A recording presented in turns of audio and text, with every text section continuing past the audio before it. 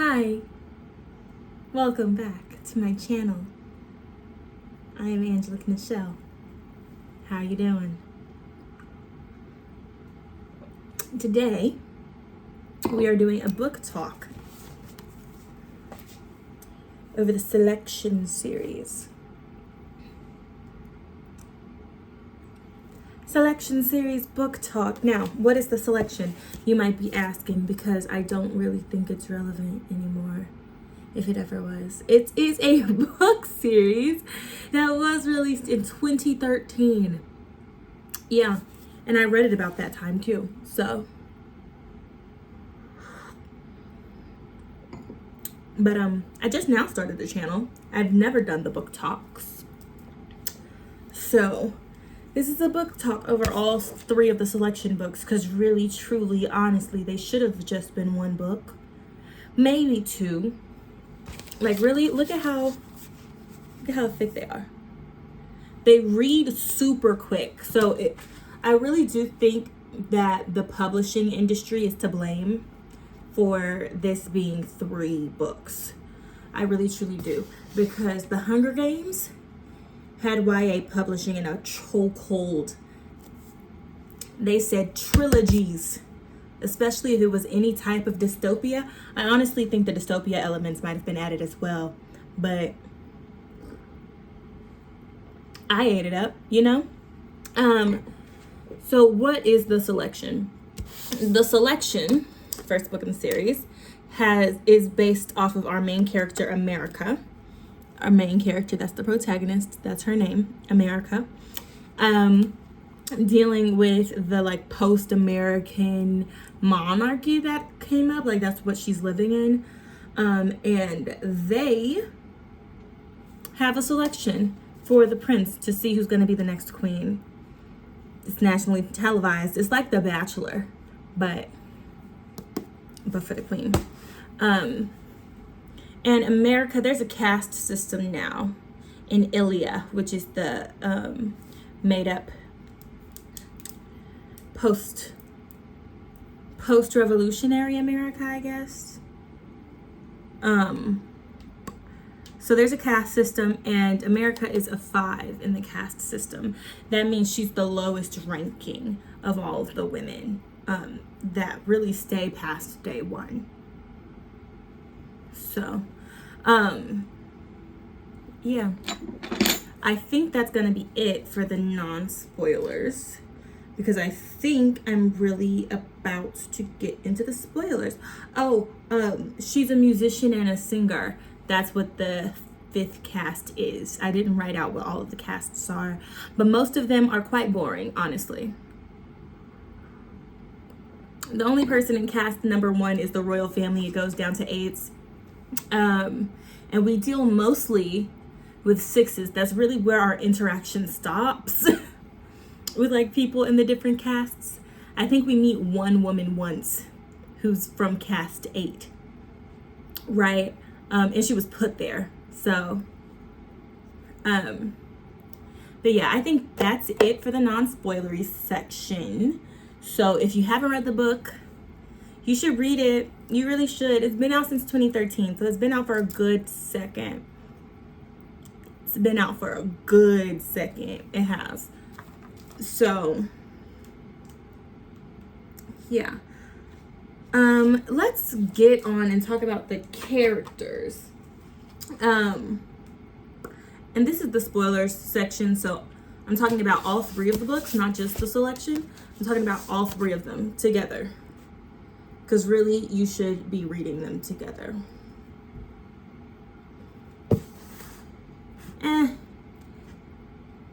I have had the feeling of I could stop right after this one, but to get the full story, I really think that the 3rd book was really unnecessary. I really do think it was unnecessary. But if you want to get the full story, that's where the full story is. Like, you know, they prolonged the story longer than it needed to be, but I was eating it up. Like, you know, it was kind of, a lot of times I felt like Kiera Cass wrote America to be more like a Hamlet figure when it came to choosing between Aspen and Maxon. Yes, we have a love triangle. Choosing between Aspen and Maxon, she really wanted it to be more of like a Hamlet situation, but it really gave whiny teenage girl. And I'm going to defend America's right to be a whiny teenage girl. I am. But god damn was it annoying. Like, I was annoyed. I was stressed. Because, like, not only was I stressed, the American Aspen situation, once Aspen got promoted to a 2 and, like, was brought up to the, whatchamacall, when he was brought into the palace and still decided that he was going to try and get America, was absolutely foolish. Foolish in every sense of the word. It was dumb. I wrote several times about how idiotic they were. Like, I know specifically the first time I noticed that I pre-notated in this book, because I was getting into notation. I don't know when I wrote it, but I was getting into notation when I was writing this book, and I circled like an interaction between Aspen and America. It was after Marley's caning. Idiots. Dumbassery. That's all I can explain. That's all that I can do to explain it. Dumbassery. It was, okay, so like,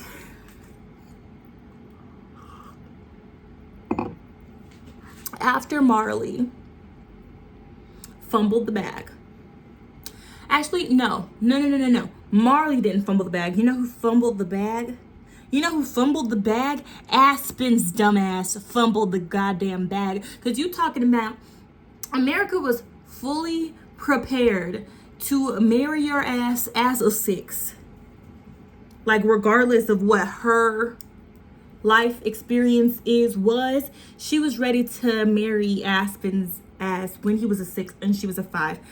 The whole selection thing never even needed to occur, but his ass wanted to be all proud, talking about some, don't spoil me, don't do this, don't do that, don't blah, blah, blah, blah, foolery, and literally left her ass for fucking broke.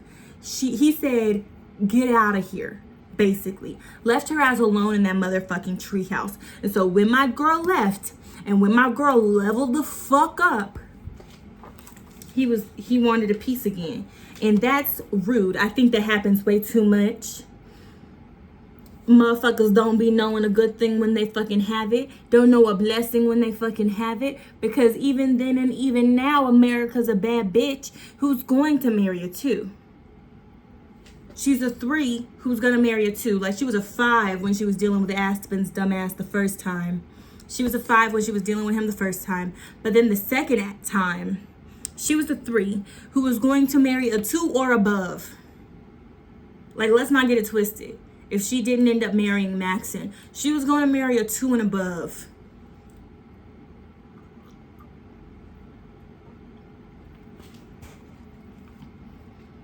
And even after they got a close-up look at the consequences for cheating on the prince, like, they got a close-up look at those consequences.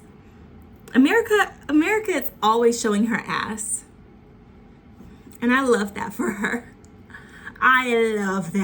America is constantly and consistently showing her ass for, like, no goddamn reason. But she always has a reason. She is very morally righteous. But she saw Marley's caning, and it was very jarring, very, very hurtful for me.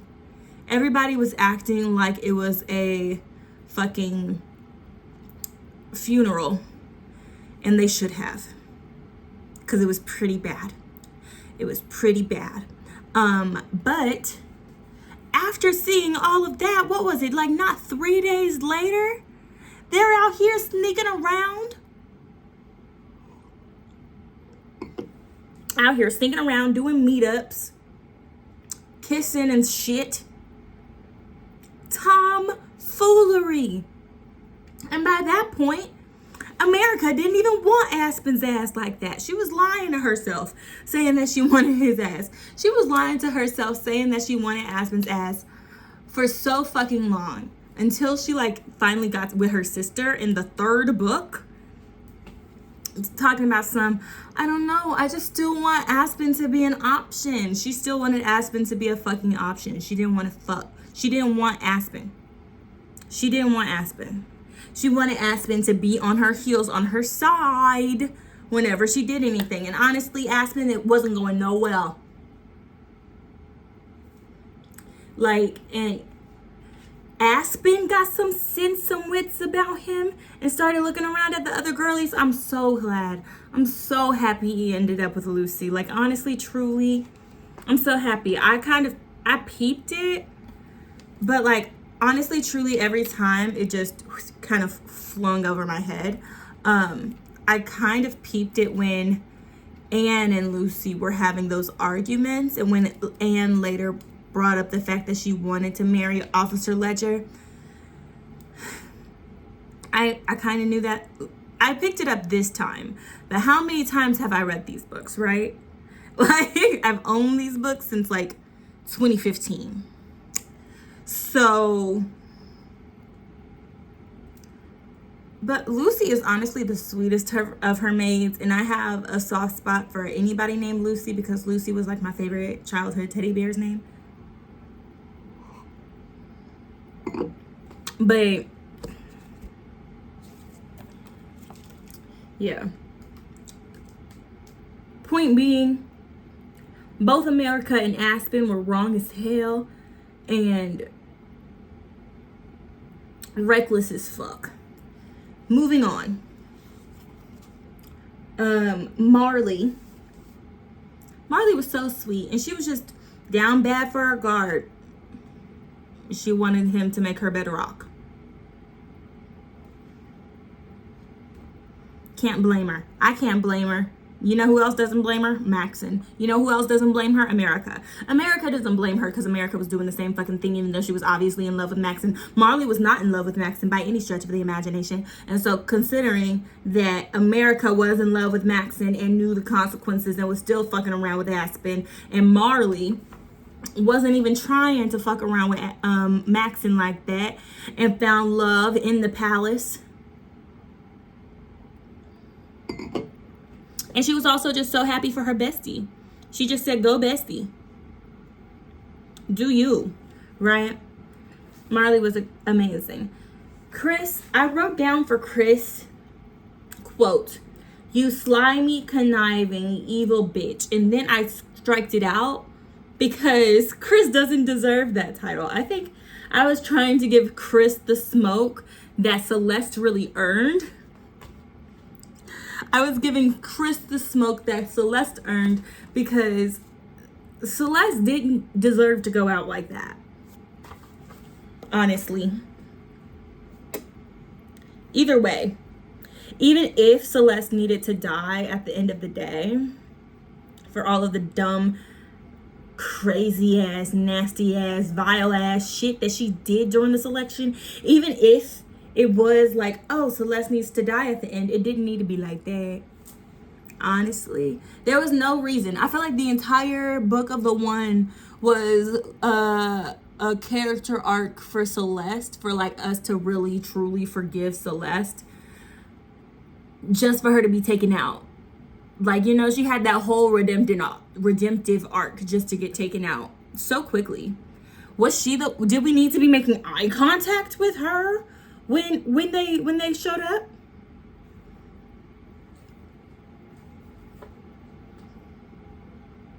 Anyways, Chris doesn't deserve any of that smoke. What I wrote after that was, let me not do too much on her.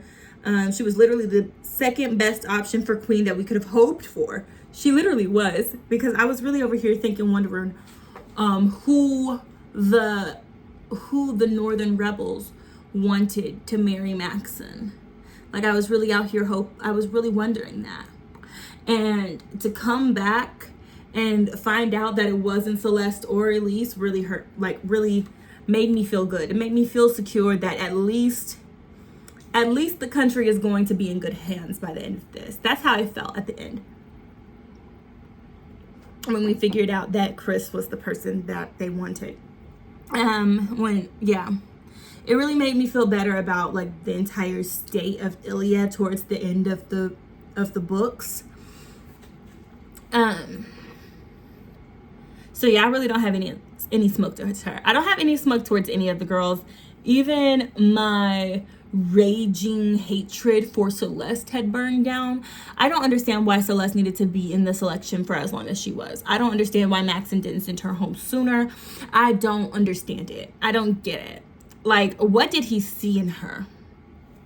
I really honestly truly think that the first time America said, I don't like Celeste, Celeste should have been gone. That's what I think about it. But you know, she needed to stay for her character arc. Elise is plain and respectable, and I'm not going to do too much on her. I really hope that Elise finds a way to love herself. I really hope that Elise's family finds a way to love her. I really am sad that she thought that her entire existence hinged on the love of one man. But I am certain that after she comes to her senses, and marries a two, I think she's gonna be really great. Like, and I also think it's like, we're over here thinking that like twos. Okay, so Celeste is like the only two in the competition, the only natural born two.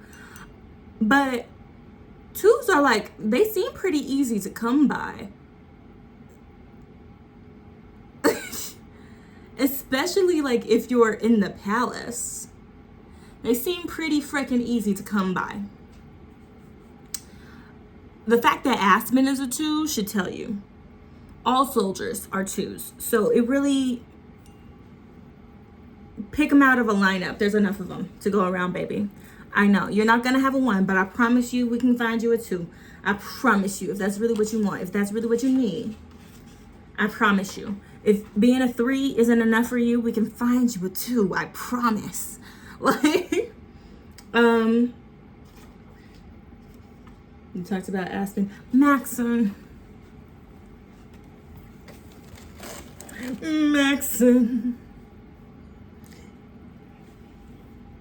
Maxon, my man, my Maxon. I love that man. I really do. I really do love that man. He's sweet. He's attentive. He pays attention. Like, you know, he really cares. America has put him between a rock and a hard place more times than I can freaking count. America's like main objective during this entire series was just to stress Maxon's ass out. I'm sure of it.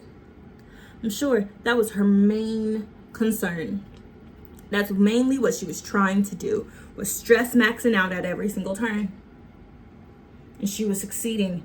She was also succeeding in getting me stressed out. I too was stressed every time she like did something, moved something.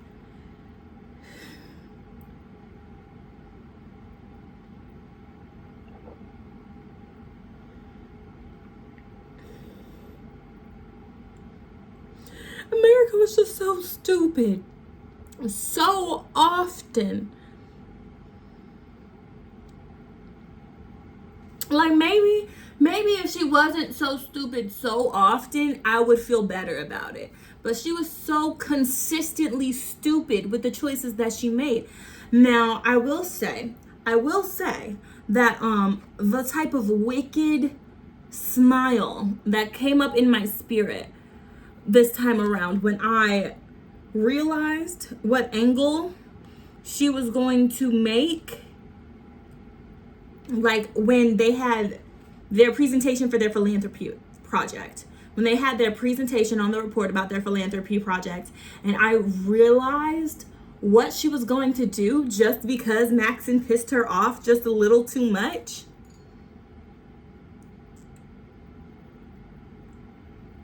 A Grinch type wickedness formed in my heart and exploded through my face. Oh, I was so excited. I was like, nah. She was really like, nah, because I'm really about to set this motherfucker off. Everybody's about to hear from me. If I'm going out with a motherfucking bang. And I appreciate that. I appreciate that. You know? There's something to be said. and I just say that she was stressing me out by trying to stress Maxon out, and that Maxon didn't deserve it. Maxon didn't deserve any of that. But that doesn't mean that I didn't feel happy in her shenanigans when they were at that level. When they were like sabotaging, whenever America's like indecisiveness for Maxon spurred her into political action, because she must have known. She must have known some way, somehow, that this was gonna rattle the girlies uppy. She knew. She knew. That's why she didn't fucking tell anybody. She fucking knew. She knew. And like, it hurt my feelings. It hurt Maxon's feelings. And she was like, what one philanthropy project can I do that can fix this system that's broken from the ground up? That's really what she thought. And I don't know how long her segment on the report kept going. I really would want to know how far into her presentation King Shreve really let her go. Speaking of King Shreve,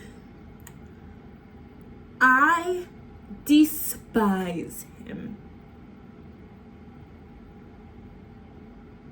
He's abusive.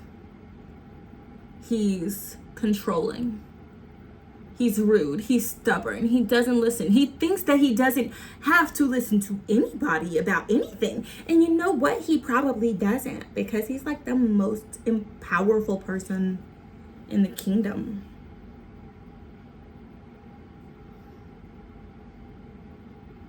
He's a human garbage fire of a person. Absolute shit. And I'm really happy that like it was all smoke and mirrors to get America out of that propaganda campaign that he set up for her. Because there was really no way for her to get out of that one. He like specifically engineered it so that America couldn't get out of that one. And yet, somehow, by the grace of God, she did. Now, her father did have to die.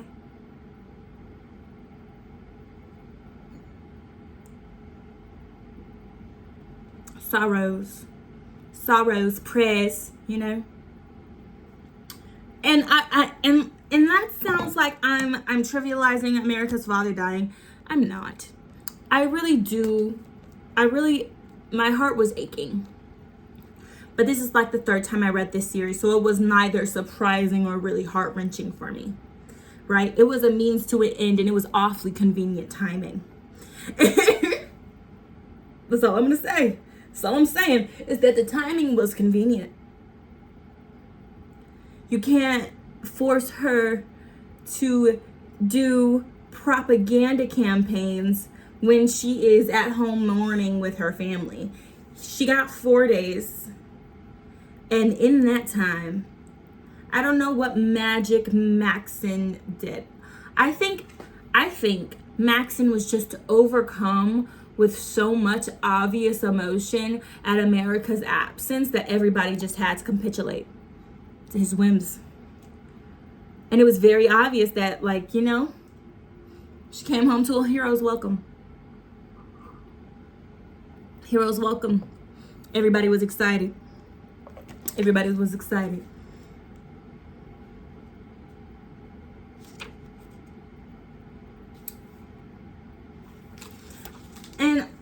really all else that I want to say about Maxon.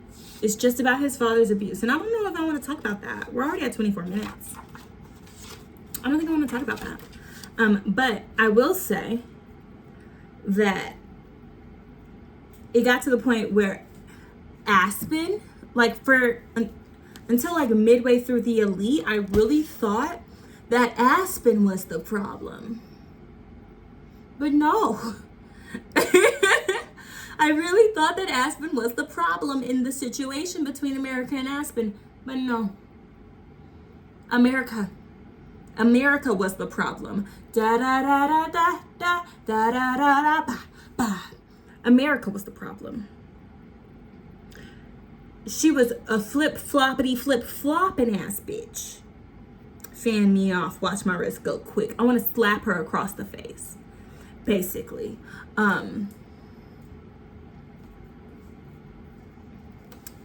But I like this series.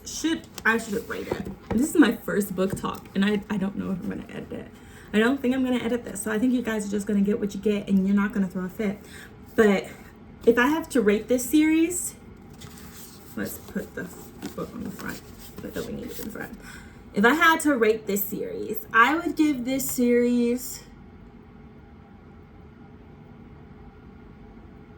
like a 3.74 out of 5 stars. Now, that's not to say that I did not enjoy this series. I will give it a 3.7. It's a solid 3.7. That's not to say that I don't enjoy this theory. I thoroughly enjoyed this series. But I know for a fact that there are books that I enjoyed more. This series was the first series that I really reached towards to get me out of a book slump, a reading slump. If you're in the middle of a reading slump and you're looking for something nice and cute that will still have like a bits, so like a lot of times my brain needs bits to really grab onto and break down, and breaking down the caste system in my head did me a whole bunch of good.